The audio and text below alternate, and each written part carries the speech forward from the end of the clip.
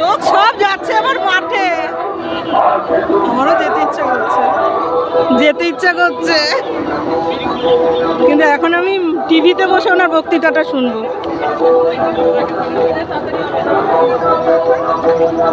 বাড়ির উপর দিয়ে যাবো, ভিড় দেখো আমার বাড়ির সামনে,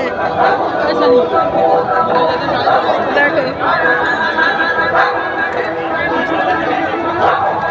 এইদিক দিয়ে যাবো না, ভিড় দেখে আমার বাড়ির থেকে তুলি যে আমার বাড়ি, এই যে বাড়ির সামনে আচ্ছা এই পাঁচিলে আমি এই বালিতে দাঁড়িয়েছিলাম,